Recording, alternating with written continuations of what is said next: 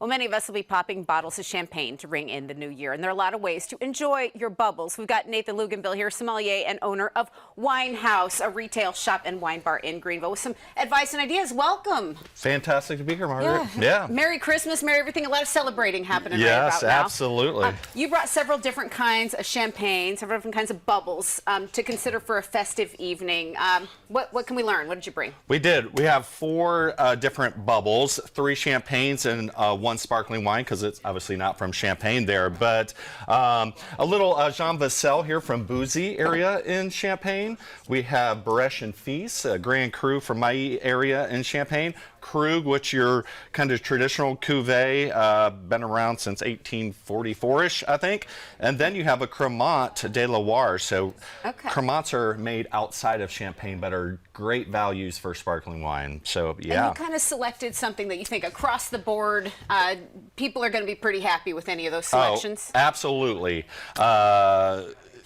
Great value here. These 2 are just fantastic, very special. Make about 2,600 bottles of this guy. Yeah. And Krug, you know, is your very traditional cuvee where they bring many different years into one bottling. So it can span 30, 40, 50 years, which is pretty fascinating. So yes, delicious. And for somebody wanting to select a bottle based on you know, what their personal interests are, you're looking for words, brut. What are the different things that might let you know you're picking out the bottle that you like? Absolutely. So Champagne is mostly made up of 3 varietals. There are others, Pinot Noir, your Pinot Meunier, and Chardonnay. So 2 reds, 1 white. So some have a richer feel, some are very linear focused and very crisp and dry. So you just kind of, you know, see your style, but they do well whatever way you want to go, I should say. There's just something about the sound, too. Everybody's going to cheer. Everybody's going to be excited when you hear that. We don't take the uncorking too seriously, but give us your best practices. If you're the one who's going to pop the bottle in front of everybody, go ahead and give us the tutorial. What should we know? All right, fantastic. Many ways to open a bottle of champagne. Probably the coolest way these days is sabering. So sword, you have boom. Your saber? I do not. Okay. Probably safer to do it the traditional way right now. But always fun.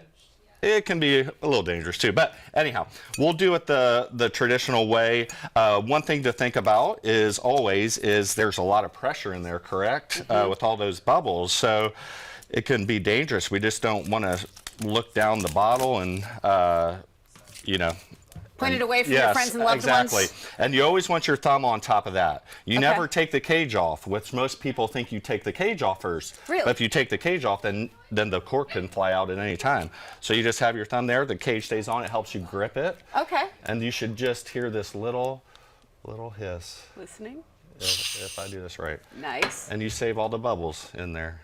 Excellent. So that loud popping sound probably means you're gonna lose some bubbles. Always fun. Yeah. But if you want to keep those fantastic bubbles you pay for in there, it's always a great way to open. Absolutely. So, but leave the cage on. I didn't know that one before. Some people always like, I can't get it. It's slipping. So that cage helps you grip it. Excellent. Any proper tips for the champagne toast if you're that person? Yeah. So we have 2 different glasses, real quick too. I always like to use a white wine glass or a tulip glass. There, you really get to get those secondary notes and the smells in there and the fragrances. And most people like those real skinny flutes, but if you really want to get out of this bottle of champagne, it's these glasses. So and you toast. And toast. Say something kind about the people around you, the coming year. Absolutely, and drink great champagne and have a great, fantastic new year. So. And as we take that sip, you know, the celebrations begin. What do you want people to keep in mind, I guess, about what you do at Wine House? You're always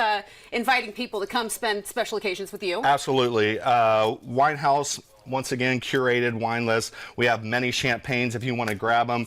10% off tomorrow on champagnes out the door. So come grab them. We have caviar and a couple glasses of champagne package for you tomorrow too, if you want to come celebrate early with us. Excellent. And you know, you have all kinds of tasting events and everything. Absolutely. You personally, are you a champagne fan? Is it one of your favorites? It is, Yeah. and I'm not just saying that. I Yeah. drink champagne all year round with dinners, with celebrations. So very food-friendly champagne is, and we absolutely love it at Winehouse. We have an awesome selection. So. Very good. Well, cheers to you. Yes. Thank you so much Cheers, for coming Margaret. in. You host all the tasting events. You've got the curated selection of bottles, and you love educating people on all the bottles. So we appreciate you coming in Absolutely. here.